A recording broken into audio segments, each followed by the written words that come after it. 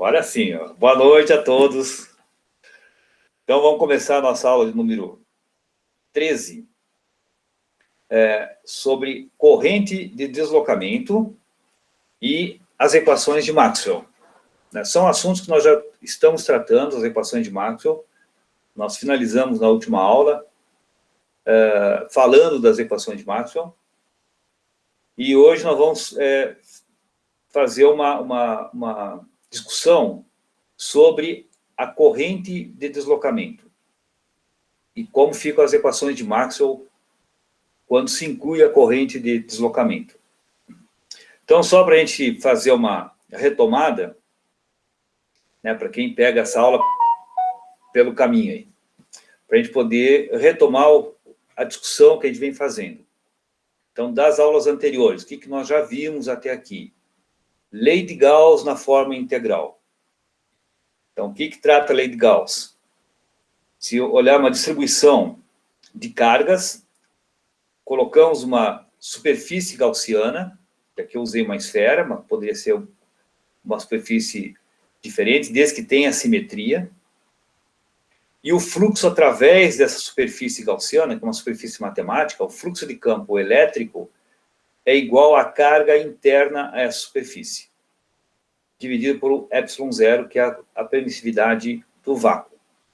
Então, essa equação, né, a integral fechada de superfície do fluxo de campo elétrico é igual à carga interna à superfície fechada, sobre ε0, isso expressa, essa equação expressa a chamada lei de Gauss, na forma integral, porque tem uma integral fechada. Então, toda a superfície que envolve essa carga, calculando esse fluxo de campo elétrico, isso é igual à carga que está dentro dessa superfície.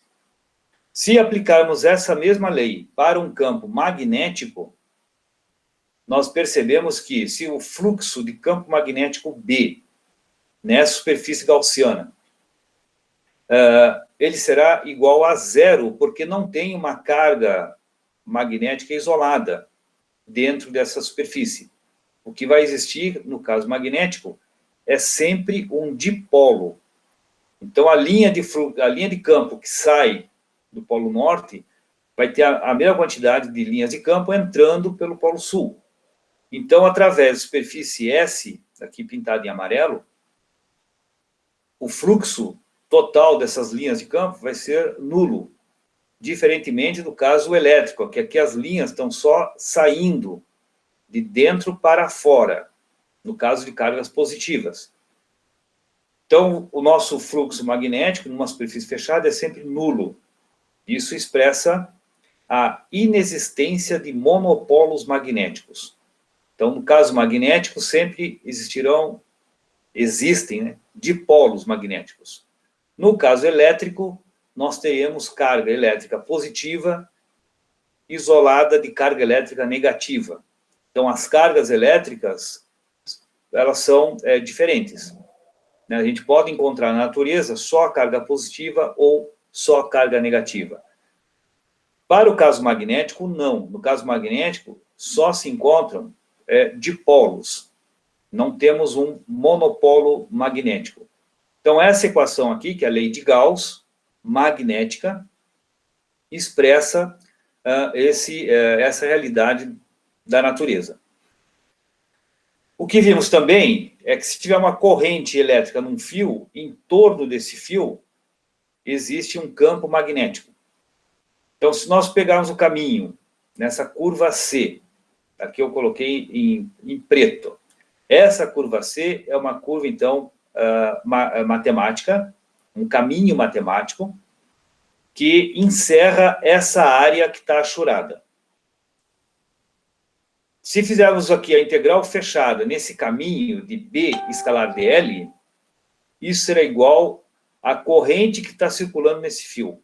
Então, B escalar dl vai ser μ0 vezes I, onde o I, que é a corrente escalar, que está no fio, é definido a partir da densidade de corrente, que é um vetor, esse J. J escalar N ds. ds é um diferencial de área dessa superfície aqui transversal do fio. Então, J é um vetor, densidade de corrente, no fio, define, esse produto escalar define a corrente escalar no fio. E essa corrente é a fonte do campo magnético em torno do fio, certo? Então, isso aqui é a lei, essa igualdade expressa a chamada lei de Ampère, na forma integral. E na última aula nós vimos a lei de Faraday, a lei de indução, quer dizer, um fluxo, a variação temporal do fluxo magnético, esse φ simboliza aqui fluxo, o B quer dizer fluxo de campo magnético. A variação temporal do fluxo de campo magnético gera uma força eletromotriz, que eu estou simbolizando pela letra epsilon. Isso é a lei de Faraday, foi observado por Faraday. Quer dizer, uma variação do fluxo magnético no tempo, quer dizer, pegar um ímãzinho e aproxima de uma espira ou afasta de uma espira, nessa espira surgirá uma força eletromotriz dando origem a essa corrente no fio. Então, essa corrente elétrica, ela surge como consequência da aproximação do ímã nessa espira. Então, a força eletromotriz que surge, né, a diferença de potencial que surge no fio, no condutor, isso é decorrente da variação das linhas de campo magnético ou do fluxo magnético nessa espira. Então, variando as linhas de campo, quer dizer, variando o ímã, movimentando esse ímã, nós estaremos variando o fluxo no interior dessa espira. E com isso surge na espira uma diferença potencial e, consequentemente, uma corrente. O sentido da corrente vai ser sempre de tal forma que vá se opor ao que originou essa corrente. Então, nesse caso aqui, dessa figurinha, do lado esquerdo, eu tenho um ímãzinho, norte-sul, eu aproximo o ímã, então, na espira, vai surgir uma corrente de tal forma que no centro da espira surja um polo norte, para se opor ao polo norte que eu estou aproximando. E vai surgir uma força de repulsão. Ficará mais difícil aproximar esse ímã. Então, o sentido da corrente aqui, quando aproxima o ímã, vai ser de tal forma que no centro vai ter um polo norte. Então, a corrente aqui é no sentido anti-horário de quem olha de cima. Se afastar o ímã, nós vamos estar invertendo o sentido de corrente, certo? Vai formar aqui um polo sul, no sentido de tal forma que tende a aproximar o ímã, à medida que eu afasto, ele vai surgir uma força de atração. Então, para considerar esse efeito do sentido da corrente gerada, se introduz esse sinal negativo na lei de Faraday, e isso é devido a Lenz. Então, esse menos dφ dt igual a epsilon expressa a chamada lei de Faraday-Lenz, ou conhecida simplesmente por lei de Faraday.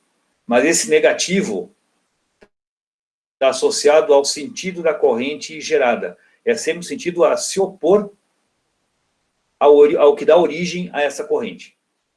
Tá ok? Se aproxima, vai surgir uma força de repulsão. Se afasta, vai surgir uma força de atração. Para surgir a força de atração, então a corrente tem que gerar aqui um polo sul, para atrair o polo norte. Então, se o polo é sul, pela regra da mão direita, coloca sentido, as linhas de campo estão entrando no polo sul e saindo no polo norte. Então, aqui no centro dessa espira vai ter um polo sul. Se aproxima o ímã, se eu estou aproximando o polo norte, vai surgir uma força de repulsão. Então, aqui vai ter um polo norte. O sentido de corrente vai ser sentido contrário, de forma que as linhas de campo saem do centro da espira. Tá ok? Então, esse sentido de corrente que é gerado, para expressar esse fenômeno, se coloca esse sinal negativo na lei de Faraday. E leva o nome, então, Faraday-Lenz, que é a força eletromotriz no fio vai ser menos a variação temporal do fluxo magnético. tá ok? Assim, com essas leis do eletromagnetismo, nós formalizamos as chamadas equações de Maxwell na forma integral. Primeira equação, considerando os campos vetoriais E e B, campo elétrico e campo magnético. Os dois campos são funções das coordenadas espaciais, esse R, então são as coordenadas x, y e z, se colocado em coordenadas cartesianas, e a coordenada temporal. Então, os campos, eles são funções de 3 coordenadas espaciais e uma coordenada temporal. Os dois campos são campos vetoriais. A primeira lei, chamada lei de Gauss, associada ao campo elétrico, que é a integral fechada desse produto escalar, E escalar dA, ou NdA, é igual à carga interna sobre ε0. Aplicando a mesma lei para o campo magnético, nós temos a chamada lei de Gauss magnética. Tá, em alguns livros, vocês verão que não tem um nome específico, mas também é chamada de lei de Gauss magnética, que é a integral fechada desse fluxo de B escalar NdA é igual a zero. A lei de Faraday, que é uma integral de linha do campo elétrico, de escalar dl, dá menos a integral diária a variação temporal do campo magnético. Então, esse aqui é o fluxo do campo. A variação temporal do fluxo magnético é igual à diferença de potencial, a força eletromotriz. E, por fim, a lei de Ampère, que é a integral de caminho, também é uma integral de linha, de B escalar dl, vai dar μ0 vezes a corrente escalar, que é expressa pela integral dupla, ou integral diária, desse produto escalar, J escalar NdS. Tá ok? Então, nós vamos, a partir de... Bom, nós pegamos essas 4 equações e fizemos também, aplicamos aqui o cálculo, parte do cálculo vetorial.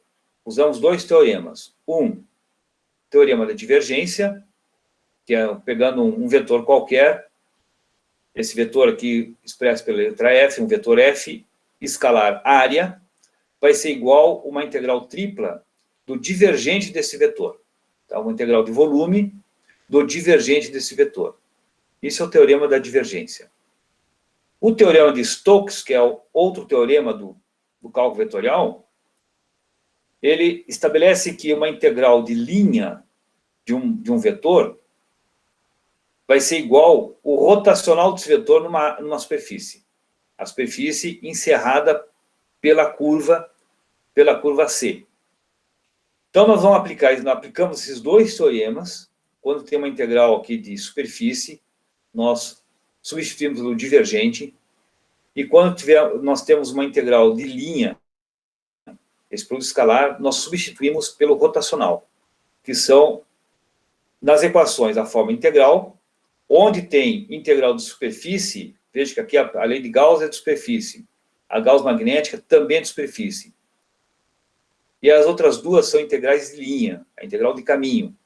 Então, nós aplicamos os teoremas matemáticos para trocar essas integrais de superfície por divergentes e as integrais de caminho por rotacionais, aplicando esses 2 teoremas matemáticos. Então, nós aplicamos esses 2 teoremas e chegamos às equações de Maxwell na forma diferencial para os 2 campos, com campos elétrico e magnético. Primeira equação, divergente de E é igual a ρ, que é a densidade de carga, sobre ε0. Lei de Gauss elétrica. O mesmo para a lei de Gauss magnética, divergente de B igual a zero. A lei de Faraday, o rotacional do campo elétrico dá menos a variação temporal do campo magnético. E, por fim, a lei de Ampère. O rotacional do campo magnético é μ0J. Então, essas 4 equações são as mesmas equações, as equações de Maxwell, porém expressas na forma diferencial. Aqui são isso aqui é um operador diferencial, expressa uma derivada parcial. Enquanto que na outra forma, é a forma integral. São as integrais, ou integral de superfície, e aqui integral de caminho igual a integral de superfície. Desde quando a gente aplica o teorema de Stokes e o teorema da divergência, nós transformamos as integrais de caminho em integrais de superfície. E chegamos nessas relações na forma diferencial. Então, a partir de agora, nós vamos pegar a lei de Ampère e aplicar num capacitor. Vamos ver o que acontece quando a gente aplica essa quarta aqui, essa lei de Ampère, num capacitor. Que é pegar essa figura. Então, aqui tem duas placas paralelas. Eu peguei placas circulares. Liguei essa plaquinha aqui da direita num polo positivo, numa bateria, e a plaquinha da direita no polo negativo. A da esquerda no polo positivo e a da direita no polo negativo. Então, entre as placas do capacitor, eu tenho um campo elétrico, certo? Que são esses vetores em vermelho. A placa da esquerda, então, tem uma densidade superficial de carga positiva, um sigma, mais sigma, porque está na superfície, as cargas estão na superfície, e na outra placa, menos sigma. Então, tem uma densidade de carga negativa, que está ligada aqui na bateria, certo? Então, quando a gente estabelece que aqui, numa placa tem mais sigma e na outra menos sigma, é porque as placas esse capacitor foi carregado ligando uma bateria. E nós vamos aplicar a lei de Ampère nesse capacitor. Mas observe que o capacitor ele tem esse fiozinho aqui, que eu desenhei aqui em branco, e esse fio tem uma corrente, e aqui o outro fio tem a corrente que vem de volta para a fonte, para a bateria. Nesse fiozinho, nós aplicamos a lei de Ampère, como fizemos na figura anterior. Então, o caminho é essa linha tracejada em preto, que eu vou aplicar esse produto escalar BDL. Então, em torno desse caminho, né, tangenciando esse caminho, tem linhas, tem vetores campo magnético, que é o campo magnético em torno do fio. E esse campo magnético vezes dl, fazendo toda essa integral de caminho nessa curva C, isso é igual a μ0 vezes a corrente que está cruzando essa área, essa superfície achurada em azul. Certo? Então, aplica a lei de Ampère nesse segmento de fio. Foi o que a gente fez anteriormente, para chegar naquela equação de Ampère, que é o rotacional de B, μ0J. Veja que o J é a densidade de corrente que está no fio. E o rotacional de B, esse B está em torno do fio. Tá ok? Mas o que a gente percebe é que a lei de Ampère deveria ser válida para qualquer superfície apoiada na curva C. A curva C é essa linha tracejada. A superfície é esse S que está dentro da curva C. Se nós pegarmos qualquer superfície, nós podemos pegar uma superfície desse tipo. Ó. Só um instantinho que eu vou desligar o telefone.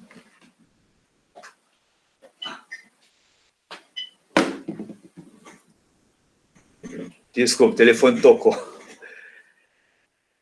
Então, vamos pegar uma superfície, ó, veja que aqui está o fiozinho. Então, eu peguei aqui o nosso fio com a corrente I. Aqui está o mais sigma, é uma placa do capacitor. Aqui a outra placa do capacitor com menos sigma. A linha em vermelho, esses vetores em vermelho, é o campo elétrico entre as placas do capacitor. Depois da segunda placa, menos sigma, tem um fiozinho com corrente I. Aqui eu desenhei o vetor J, para vocês perceberem que esse J é o que define a corrente I por meio desse produto escalar. Na superfície, esse S é a superfície do fio. O que a gente vê? Que nessa frase, que a lei de Ampère deveria ser válida para qualquer superfície, apoiada na curva C. Então, nós pegamos a superfície S1, que é a superfície achurada. Essa superfície está apoiada na curva C, desenhada em vermelho. Aí nós vamos pegar uma outra superfície, que eu chamei de superfície S2, que é uma espécie de saco de café, saco de passar café. Então, a superfície S1 é a boca do saco. E aqui nessa parte em preto, que eu desenhei essas linhas em preto, tá? Só não pintei para não sobrepor a placa do capacitor. Então, aqui você vai imaginar o saco, né, um invólucro dessa superfície S2. Então, a superfície S2 é todo o invólucro que cobre a placa do capacitor com densidade mais sigma. E a boca desse invólucro está apoiada na curva C em vermelho. Então, veja, nós temos duas superfícies. A superfície S2, que é toda a volta, né, desse saco, e a superfície S1, que está dentro da curva C. O que estabelece a lei de Ampère? Que ela deve ser válida para qualquer superfície apoiada na curva C. Então, nós temos duas superfícies, a S1 e a superfície S2. Aplicando a lei de Ampère na superfície S1, é o que nós já vínhamos fazendo. É igual a μ0 vezes a corrente. Certo? Essa expressão aqui, ó, B escalar dl, onde B é o campo magnético tangente à curva C, então tangente à curvinha vermelha. Então, nessa curva vermelha, vamos fazer B escalar dl. O que dá quando se aplica no S1? Então, a superfície S1 é J escalar NDS, onde o J é a densidade de corrente aqui no fio. Então, isso vai ser igual a μ0 vezes a corrente I que está no fio. Então, aplicamos a lei de Ampère na curva C, que encerra a superfície S1. O que deu? Esse produto escalar dá μ0 vezes a corrente. Ok? Vamos aplicar a mesma lei de Ampère agora na superfície S2. O que dá na superfície S2? Vamos aplicar aqui a lei de Ampère em S2. Qual o valor de J na superfície S2, que cruza essa superfície? Aqui nós temos apenas campo elétrico, cruzando a superfície S2. A corrente, ela cruza a superfície S1. A superfície S2 não tem corrente cruzando. Não existe aqui um J, uma densidade de corrente entre as placas do capacitor. Então, observe que a corrente está cruzando a superfície S1, mas não cruza a superfície S2. Então, aqui, esse produto escalar, apoiado na curva C, quando se observa, a gente considera a superfície S2, isso vai dar zero. Porque não tem corrente cruzando a superfície S2, da mesma forma que tem corrente cruzando a superfície S1. Tá ok? Perceberam isso? Que não tem uma corrente furando a superfície S2. O que eu desenhei aqui furando a superfície S2 é campo elétrico. Aqui, uma corrente furando a superfície S1 é a corrente I. Esse aqui é o que fura a superfície S1, que está apoiada na curva C. A superfície S2 também está apoiada na curva C.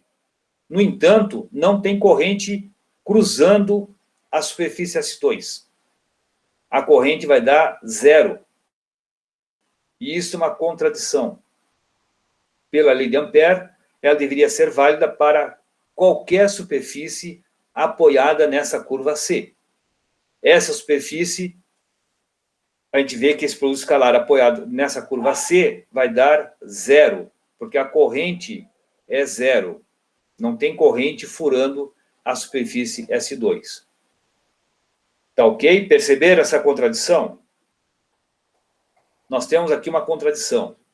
Tá? Aqui eu desenhei apenas uma das placas do capacitor para tentar deixar mais claro que a corrente ela fura somente a superfície S1, não fura a superfície S2. Pela superfície S2, só tem campo elétrico cruzando a superfície S2. Tá ok? Então, isso é uma contradição. Então, a lei de Ampère tem um problema. Qual o problema? Nessa situação física, a lei de Ampère mostra uma contradição que deve ser resolvida. A contradição é essa: o produto escalar, usando a superfície S1, ele dá μ0I.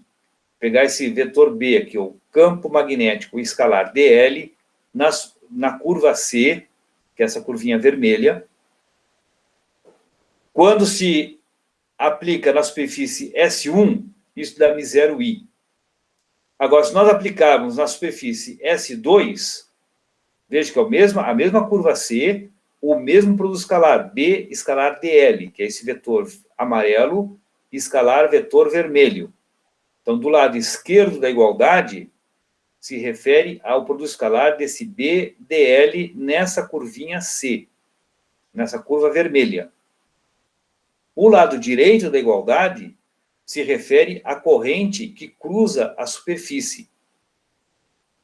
No caso da superfície S1, nós temos uma corrente, que é a corrente I. Então, dá μ0 vezes I. A lei de Ampère é satisfeita. Quando se olha a superfície S2, que também está apoiada na curva C, vai dar 0, porque não tem corrente cruzando a superfície S2. Nós temos aqui somente campo elétrico cruzando a superfície S2. E isso aqui é uma contradição, tinha que dar a mesma resposta. Essa igualdade tinha que ser satisfeita da mesma forma, e não está sendo. Esse produto escalar aqui dá μ0I, e na superfície 2, o produto escalar dá 0. E isso é uma contradição. Então, a lei de Ampère tem um problema. Esse problema que Maxwell que resolveu. Aí, como? Ele foi buscar o conceito de carga num capacitor. Então, aqui nós temos um capacitor, placas planas e paralelas. Dentro do capacitor, entre as placas, é o meio, para nós é vácuo, permissividade ε0, e aqui dentro só tem campo elétrico E, certo? São vários vetores ilustrando o campo elétrico. A carga desse capacitor é dado por capacitância vezes a tensão. O Q é igual a C vezes V. O C é a capacitância desse capacitor que tem distância entre as placas D e a área das placas igual a A. Vamos chamar a área dessa placa aqui, dessa placa cinza, a área dela vamos chamar de A. Então, a capacitância vai dar ε0 vezes a área dividido pela distância que separa as placas. Eu chamei aqui de D. A diferença de potencial V entre as placas é dada pelo módulo do campo elétrico vezes a distância D. Então, o V é igual a E vezes D. Corta os Ds, a carga fica ε0 vezes campo vezes área. Veja, isso aqui é tudo módulo do campo, módulo da área. Área vezes campo elétrico, isso é igual a fluxo de campo elétrico. O que é o fluxo? É esse produto escalar de uma integral de superfície de campo escalar N de A. Usamos essa definição quando fizemos o fluxo de campo lá na lei de Gauss. Usamos o conceito de fluxo. Então, fluxo de campo elétrico é essa integral diária desse produto escalar, do campo elétrico escalar área, que é o versor vezes um diferencial de área. Então, no lugar de esse φe, não, aqui veja que apareceu área vezes campo, o módulo da área vezes campo é igual a φe. que é o fluxo de campo elétrico. Portanto, nossa carga, a gente escreve como ε0 vezes fluxo. A corrente de condução é dQ dt. É a variação da carga no tempo. Isso aqui é a corrente de condução num fio. É a variação de carga no tempo. Vamos substituir a carga por ε0 φ de E. Então, fica d dt, ε0 φ de E. Isso é igual a ε0 d φ dt. E a corrente de condução fica escrita em termos agora do fluxo do campo, não mais da carga. Aqui a corrente de condução, ela é definida em termos da variação temporal da carga. É a variação de carga no tempo. Quando escrevemos em termos do fluxo de campo, a corrente de condução, ela é igual a constante ε0 vezes a variação temporal do fluxo de campo elétrico. E aqui que está a chave que Maxwell utilizou. Ele inventou uma nova corrente, associando a variação do fluxo de campo elétrico no tempo. Então, esse epsilon, que é o ε0, dφ dt, ele chamou isso de corrente de deslocamento, uma invenção, certo? A partir dessa analogia, que a corrente de condução pode ser escrita em termos de fluxo de campo. Então, ele chamou isso de corrente de deslocamento para diferenciar da corrente de condução. A corrente de condução é a corrente no fio. A corrente de deslocamento está associada à variação do fluxo elétrico. Tá ok? Então, isso aqui chamou de corrente de deslocamento. É o ε0 dφ dt. Variação do campo elétrico no tempo. Então, o fluxo de campo elétrico é essa integral dupla. Integral de área. Então, na superfície S2, o que nós temos é uma variação de fluxo de campo elétrico e não de corrente. Nós não temos corrente, nós temos variação de fluxo. E a variação de fluxo, ele definiu como uma outra corrente, chamada corrente de deslocamento. Tá ok? Associada à variação do fluxo de campo aqui entre as placas do capacitor. Então, assim, a corrente de deslocamento fica a variação temporal desse fluxo de campo. E escalar N ds. Isso aqui é a definição de fluxo de campo elétrico. A derivada, essa derivada temporal, então, atua no campo elétrico, que o campo ele é a função do tempo, espaço e tempo. Então, é um derivar em relação somente ao tempo. Por isso que sai da derivada total, passou agora a uma derivada parcial. Porque nós vamos derivar o campo elétrico em relação ao tempo. Tá? Lembrando que o campo é a função de R e T. Então, a nossa corrente de deslocamento é definida como a constante ε0 vezes essa integral de superfície de ΔE ΔT. É a variação temporal do campo elétrico. E isso é uma generalização, a partir dessa invenção, dessa nova corrente, generaliza a lei de Ampère. A lei de Ampère que nós tínhamos visto até agora era a integral de linha desse campo magnético é igual a μ0 vezes a corrente de condução. Agora, soma com μ0 vezes corrente de deslocamento. Certo? Então, aqui vai surgir uma nova corrente, chamada corrente de deslocamento. Tá ok? Então, veja que isso é uma generalização da lei de Ampère. O que Maxwell fez foi acrescentar esse segundo termo aqui. Isso foi a contribuição do Maxwell na lei de Ampère. Se colocarmos agora a definição da corrente de condução, nós usamos aqui esse produto escalar de J, e a corrente de deslocamento, que está associada à variação temporal do campo elétrico, essa integral de B dl pode ser escrita como isso daqui. No lugar de IC, nós vamos colocar essa integral de superfície. No lugar do ID, colocamos essa integral dupla, que é uma integral de superfície. Então, veja que aqui tem uma integral de superfície mais uma integral de superfície. Nós podemos juntar esses termos, aqui, ó, μ0, integral de superfície, NDS, mais μ0, essa integral de superfície, NDS. Vamos juntar os termos e vamos ter μ0j, veja, passei o μ0 para dentro, ó, μ0j, mais μ0ε0, dEdt, tudo isso escalar NDS. Essa igualdade expressa a chamada lei de Ampère-Maxwell, na forma integral.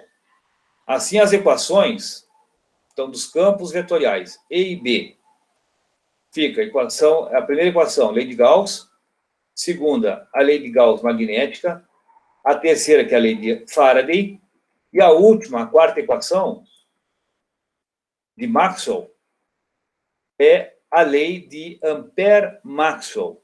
Veja que tem esse segundo termo agora, que é a corrente de deslocamento, que foi a contribuição do Maxwell, dado lá em 1865, para a lei de Ampère, e generaliza a lei de Ampère.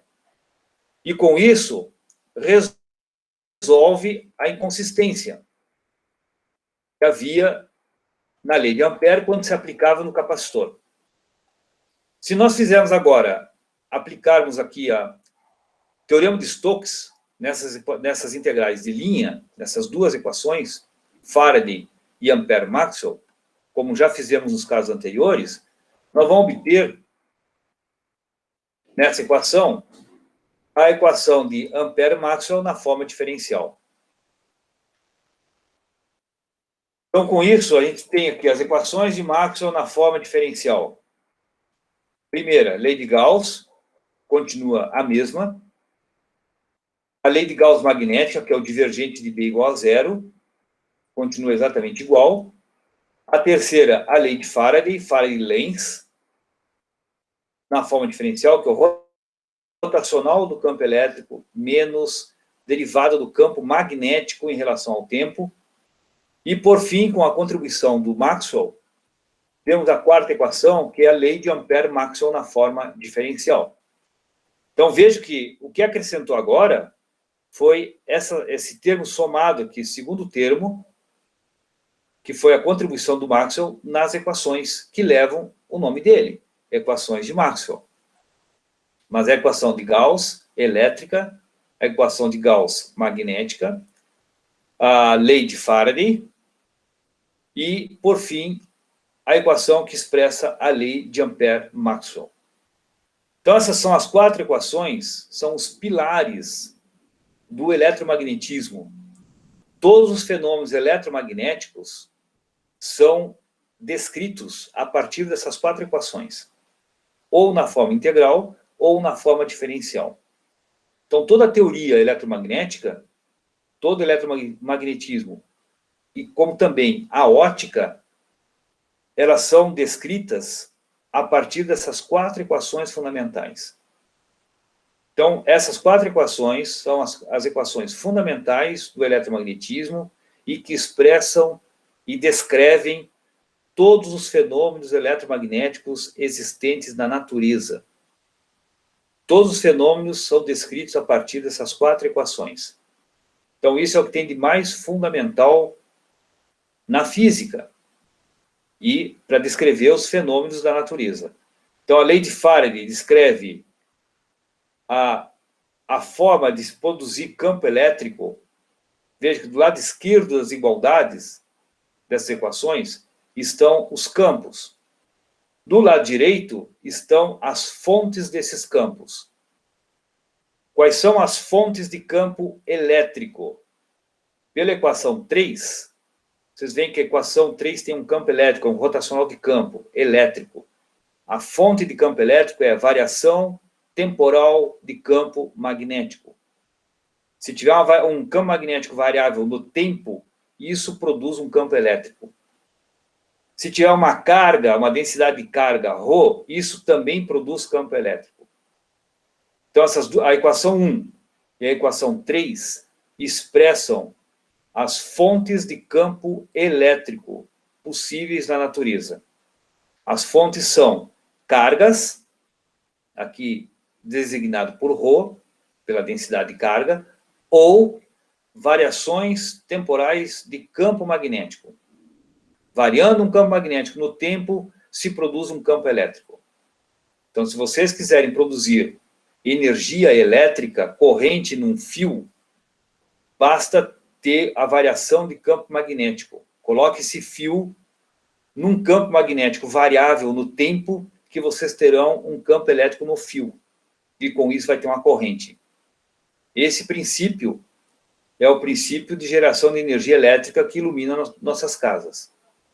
A geração de energia é descrita por essa equação, que é a lei de Faraday. E quanto a campos magnéticos, fontes de campo magnético, não existe uma fonte isolada, um monopolo magnético. Isso está descrito pela equação 2. A equação 4 estabelece que, para termos campos magnéticos, a fonte de campo magnético são correntes.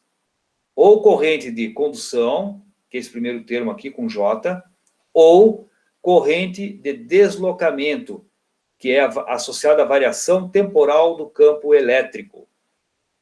Então, veja que variação temporal de campo magnético cria campo elétrico. Variação temporal de campo elétrico cria campo magnético. Então, os campos variáveis no tempo, né, se variar um campo no tempo, cria o outro campo. Então, as formas de criar campo magnético é variação de campo elétrico no tempo, se produz campo magnético. Ou correntes, também produz corrente de condução, produz campo magnético. De forma geral, correntes produzem campo magnético. Ou corrente de condução, ou corrente de deslocamento. Tá ok? Então, essas são as equações de Maxwell na forma diferencial, que descrevem todos os fenômenos eletromagnéticos existentes na natureza. Tá ok? Então, na próxima aula, né, nós faremos aplicações dessas equações. Então, vamos aplicar as equações de Maxwell. Vou colocar num capacitor. Como que a gente aplica essas equações num capacitor para obter o campo elétrico e o campo magnético em torno do capacitor. Nós vimos aqui em torno de um fio, certo? Nós vamos ver que em torno do capacitor também tem campo magnético, não só em torno do fio. E esses campos são obtidos a partir dessas equações. Então, a descrição dos fenômenos naturais eletromagnéticos são feitos a partir dessas 4 equações. Então, todo o eletromagnetismo, né, toda a teoria eletromagnética, ela é feita a partir dessas 4 equações, que são as equações fundamentais. Então, a partir dessas 4 equações, vocês estão aptos a resolverem qualquer problema eletromagnético. A partir dessas 4 equações. E nós chegaremos, né, futuramente, numa relação interessante que se obtém a partir desse produto, μ0, ε0. Tá, nós já falamos a respeito disso naquela aula sobre o sistema de unidades.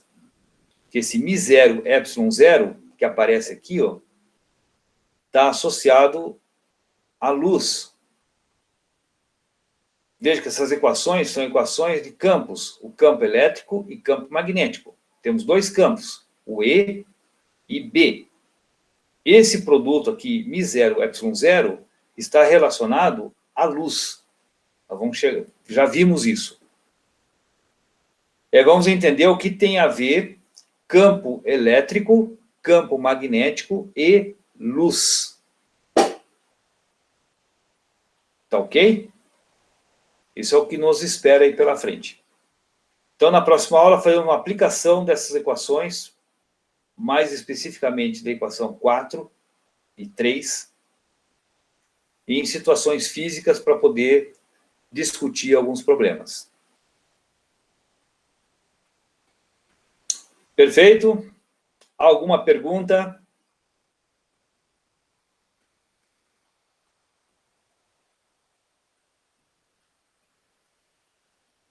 Alguma dúvida? Alguma questão? Elaine? Antônia? Nada, professor. Então, o que eu espero de vocês? Que saibam, primeiro, escrever essas equações na forma diferencial e na forma integral. E o mais fundamental é interpretar essas equações, o que elas representam, ou o que elas descrevem. Certo? Uma questão, assim, não requer muita conta, como na lista 1, que a Elaine estava reclamando. A questão será, escreva sobre as equações de Maxwell. Você vai escrever tudo sobre as equações de Maxwell. As equações de Maxwell são essas.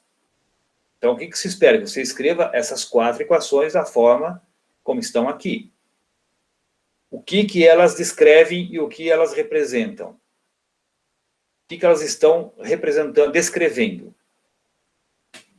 Certo? Essa interpretação, que é o que eu espero que vocês façam até o final dessa disciplina, do curso de eletromagnetismo. É ter a interpretação dessas equações, o que elas representam e como utilizá-las.